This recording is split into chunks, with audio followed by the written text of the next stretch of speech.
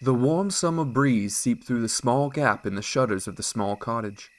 The night air carried with it hints of parsley and sage from the garden. It was a comforting scent for the dwarven child being carried into the room by her father. "Oh," he gave a light-hearted groan as he leaned over the bedding and placed her on it.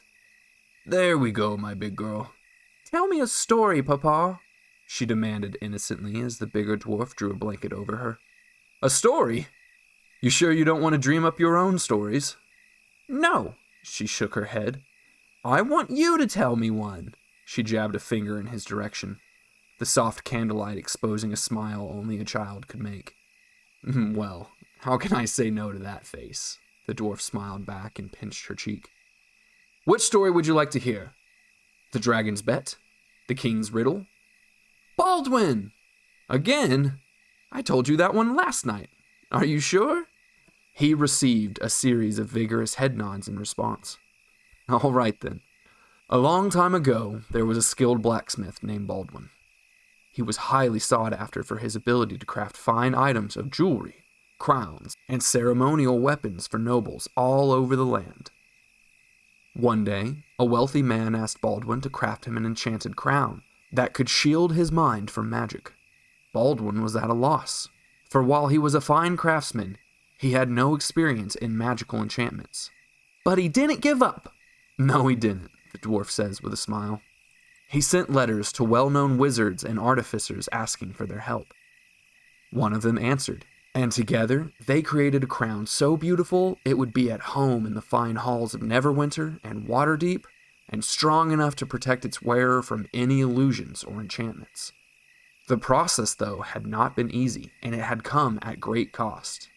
And so, Baldwin sought a way to make the creation of such powerful items far easier. He sent letters to other skilled tradesmen and magic users. Jewelers, smiths, tinkerers, and wizards from all the lands responded. Humans, dwarves, elves, and even a few gnomes rallied to his call. Together, they designed a forge, one that could safely handle enough power to create some of the greatest items the world has ever seen. "Swords that can cut through mountains! Are you telling the story or am I, little one?" he chuckled. "You!" she shouted back with a huge grin on her face. "All right then," he clears his throat. "Swords that can cut through mountains, shields that can summon dragonfire, bows that can shoot the very lightning out of the sky." But Baldwin and his friends were no fools. They knew that this kind of power would need to be hidden. So they built their forge somewhere they knew no one would ever find it, save those who already knew it was there. And only Baldwin and a few trusted individuals knew where that was. All others had their memories magically erased to ensure the forge's location was kept secret. It was this secrecy that ensured the forge would be lost to time. Calamity struck the Sword Coast.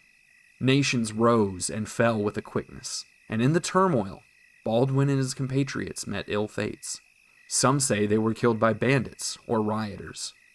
Some say they died after refusing to give up the forge's location to warlords or orcs, or the remnants of the very nobles they filled orders for in the past.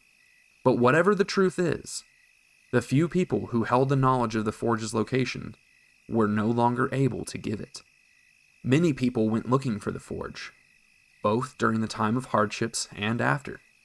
For centuries, expeditions were sent out seeking Baldwin's lost forge and the ability to harness its power. But as time passed, the forge fell into legend, and then into myth, and now people question if it ever really existed in the first place. But some still believe. Among those believers were two dwarves. Filled with the energy of youth, they trekked out into the wilderness, sure that they would be the ones to do what so many could not. Did they? He looks at her with a low grin. He knows she already knows the answer. No, they did not. But during their travels, they did fall in love, decide to settle down, and eventually they had a little ankle biter, he said, tickling his daughter's stomach to her delighted giggles. But now, it is time for you to get some rest. Aw, none of that. You got your story, and now you need to sleep.